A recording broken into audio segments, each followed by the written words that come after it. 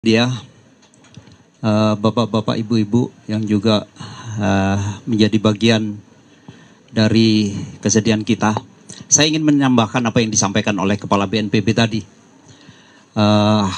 Yang pertama, kita semuanya menyampaikan rasa duka yang sangat mendalam atas musibah yang terjadi di Pondok Pesantren Qasini ini, khususnya kepada keluarga-keluarga yang saat ini anak-anak kita yang masih dinyatakan belum ditemukan.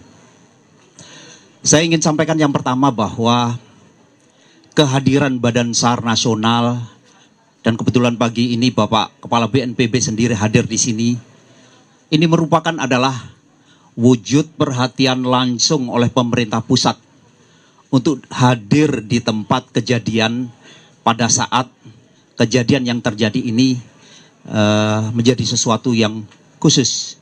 Bahkan tadi sudah dideklar oleh pemerintah bahwa ini sudah masuk di kategori bencana. Apa yang dilakukan Badan SAR Nasional pada saat kejadian terjadi, 38 menit informasi itu sampai di kantor SAR Surabaya. Dan saat itu langsung tim pertama diberangkatkan, tim kedua diberangkatkan, dan langsung dilaksanakan operasi. Tentunya operasi yang kita laksanakan sesuai dengan amanah undang-undang. Kita akan melaksanakan operasi sesuai dengan ketentuan-ketentuan yang harus dilaksanakan. Dan saya sampaikan kepada teman-teman media, kita cukup berterima kasih pada saat kejadian yang menyentuh kemanusiaan ini terjadi. Ada 65 instansi yang tergabung dengan jumlah personil 300, pagi ini total 379 personil yang tergabung dalam operasi gabungan ini. Kemudian pada saat kita sama-sama mengetahui bahwa kondisi kejadian merupakan reruntuhan dari 3 lantai dan ada bangunan lantai keempat yang sedang dibangun. Terjadi di sini sebenarnya merupakan material-material beton yang bertumpuk-tumpuk. Sehingga dari kondisi ini, kalau dalam istilah SAR, tipe reruntuhannya sebenarnya tipe pancake. Harus dilaksanakan penanganan khusus pada saat begitu tim SAR hadir melaksanakan assessment dengan fasilitas yang dimiliki. Kita mendetek masih ada beberapa korban yang memungkinkan masih bisa kita selamatkan. Sehingga pada saat itu Badan SAR Nasional langsung mengirim Badan SAR Special Group yang dari kantor pusat.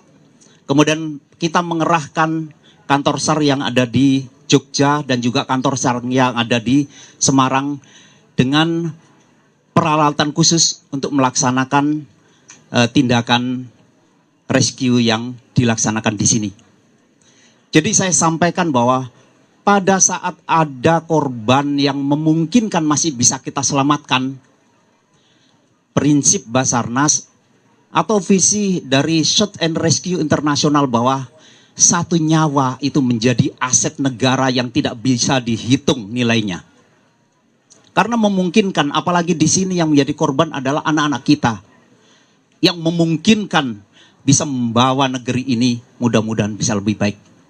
Karena itu operasi yang kita laksanakan benar-benar serius, menggunakan aturan-aturan yang ada.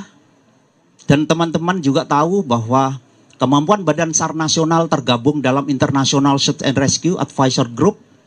Kita memiliki sertifikat untuk penanganan khusus. Sehingga apa yang kita lakukan, disitulah kadang-kadang kita butuh teman-teman media untuk bisa mensosialisasikan kepada masyarakat. Bukan berarti kita tidak menginginkan masyarakat untuk ikut bergabung untuk segera melaksanakan penyelamatan bersama-sama. Satu hal sedikit yang ingin saya sampaikan. Jadi pada saat kita menggunakan teknologi untuk mendetek di mana ada korban yang masih memungkinkan hidup ataupun yang dinyatakan sudah meninggal, kita memiliki teknologi. mulai dari alat-alat detektor sampai kita menggunakan drone thermal. Dan sistem alat ini bekerja atas dasar suhu tubuh manusia yang melaksanakan aktivitas. Kalau di situ banyak orang, alat-alat ini tidak akan pernah bisa bekerja dengan baik. Karena itu sebenarnya kemarin misalkan ada tindakan untuk clear area. Semua personil diajak untuk keluar. Bukan karena kita tidak kepingin teman-teman media untuk ikut bergabung melihat secara nyata. Kita bekerja profesional, apapun yang kita lakukan setiap saat akan kita declare. Saya melaksanakan press release di kantor pusat Basarnas, sudah saya sampaikan ke teman-teman media. Dan saya sampaikan untuk informasi secara berkala, SMC yang ada di sini paling tidak 2 hari akan bisa berinteraksi kepada teman-teman dan juga masyarakat untuk menyampaikan informasi perkembangan operasi yang dilaksanakan. Jadi kita mengharapkan operasi ini bisa segera kita selesaikan. Saat ini kita mengejar golden time, karena dimungkinkan dari golden time inilah yang kita detect masih ada kehidupan ini, masih memungkinkan untuk bisa kita selamatkan dalam kondisi hidup. Sesuai teori memang 72 jam. Namun pada saat kita sudah bisa menyentuh korban, kita sudah bisa mensuplai minuman, vitamin, bahkan infus sudah bisa kita berikan, memungkinkan yang bersangkutan ini bisa bertahan lebih lama. Terkait dengan kesulitan, kita tahu sendiri bahwa konstruksi yang saat ini terjadi, reruntuhan ini, satu titik ada getaran saja bisa menimbulkan dampak-dampak yang lain. Sehingga kita akan melakukan alternatif-alternatif tindakan. Saat ini untuk menyentuh ke titik korban, kita harus kita membuat gorong-gorong di bawah tanah. Dan kalau kita tahu konstruksi awal dari permukaan dasar dari bangunan ini merupakan timbunan-timbunan dari bangunan-bangunan lama. Sehingga pada saat kita membuat galian ini pun beresiko kiri kanan juga ada longsoran-longsoran kecil. Sehingga akses untuk bisa masuk hanya relatif di 60 cm. Karena ada di situ ada kolom-kolom beton-beton yang terjadi. Dan itulah sebenarnya yang kita hadapi, bukan berarti kita tidak kepingin terbuka masyarakat untuk bergabung, tapi untuk dipahami bahwa pada saat kita melaksanakan tugas khusus dalam rescue ini memang perlu adanya clear area, misalkan seperti itu. Nah, secara teknis mungkin nanti dari